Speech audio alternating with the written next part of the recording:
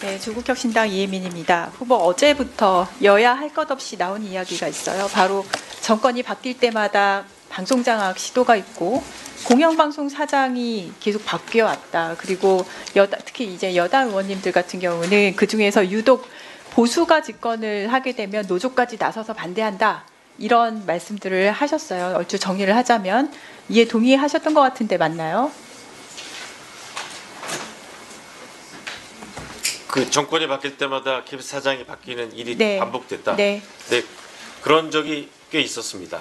그게 이유가 어제도 이제 설명을 하라고 하면 이유 설명을 자꾸 빼먹으시는데 그렇게 바뀌는 이유가 사실은 정권이 언론을 길들이고 언론을 장악하기 위한 방법이죠. 그래서 거기에 대해서 일부 동의를 하시는 걸로 이해를 해도 되겠습니까? 여야 할 건 없이요.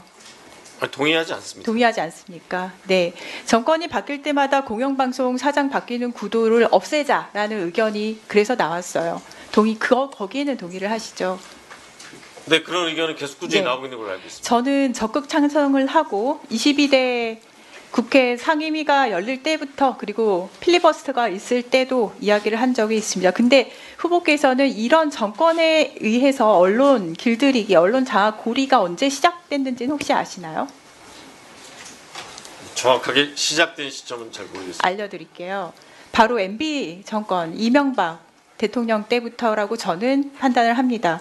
청와대 이동관 그리고 초대 방통위원장이었던 최시중 이들이 만들어낸 것이 바로 방통위를 이용한 정권의 언론 길들이기입니다.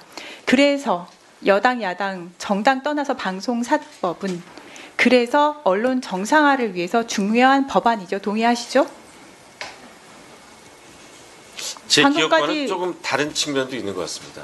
언론사법이 중요하다는 것은 동의를 하시죠. 언론 정상화를 위해서. 네. 네. 하지만 윤석열 대통령은 계속 거부권을 행사해 오면서 언론 장악의 속내를 감추지 않고 있습니다. 후보는 이제 여기에 연루되게 되었어요. 대통령은 정권 입맛에 딱 맞는 이진숙 방통위원장을 임명을 했고요.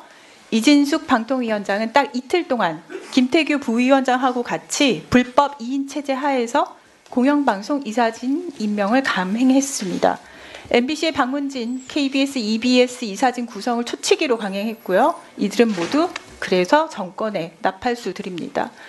그렇게 구성된 이사진들이 지금 그 자리에 앉아 계신 박장범 후보, 사장 후보를 내세운 것이에요. 그렇기 때문에 후보를 모두가 정권이 내리꽂은 KBS 사장 후보라고 부르는 것입니다. 청문회 이틀 동안 굉장히 많은 내용이 나왔어요.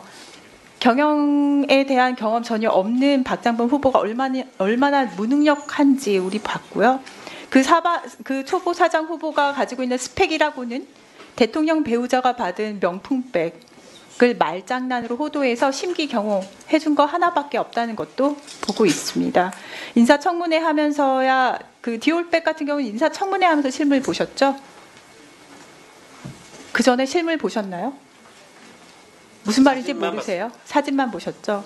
그럼 이걸 또 꺼내야 되냐 싶긴 한데 본인은 직접 본 적도 없는 본인 이거 본 적 없었잖아요 그때 본 적도 없는 디올백 이 명품백을 300만 원 넘는 이 고가 명품백 말장난으로 대통령 배우자가 받았는데 그냥 파우치라고 물타기 하고 게다가 갖다 받은 것을 이렇게 놓고 갔다라고 표현을 했어요. 후보는 이걸로 부부싸움 했냐 이러면서 현직 대통령과의 1대1 대담에서 무엇을 물었어야 하는지 완전히 외면한 채 그저 용산의 눈도장 찍기에만 몰두를 했습니다. 그로 인해서 앵커로서의 자격 없다라는 KBS 시청자 청원이 7천이 넘었고요. 그로 인해서 KBS 뉴스에 대한 신뢰도는 바닥 찍었는데 이제라도 사과하십니까? 사과하십니까? 이 모든 무리를 일으킨 것에 대해서 사과를 할 표정이 아니네요. 그러니 본인이 가진 스펙 딱 하나 지켜내기 위해서 이 자리에 나왔구나라고 생각을 하고 있고요. 그 스펙 하나만 지키면 나는 내일부터 KBS 사장이다 하면서 이 시간 버티고 있는 것 같습니다. 아까 말씀드렸듯이 지금 박장범 후보는 정권이 언론 장악하고 있는데 맨 앞에서 허수아비처럼 지금 춤을 추고 계시는 거예요. 정권이 무너지면 허수아비부터 날아갑니다. 3일 재본이 이제 조언을 하고 싶어져요. 이 정권으로부터 한번 쓰고 버려지는 허수아비 노릇 그만하시는 게 좋을 것 같고요. 오늘 오전 우리 조국혁신당은 탄핵 헌법소 법질서 회복을 위해서요. 탄핵 소추안 초안을 광화문 이순신 장군 동상 앞에서 공개를 했습니다.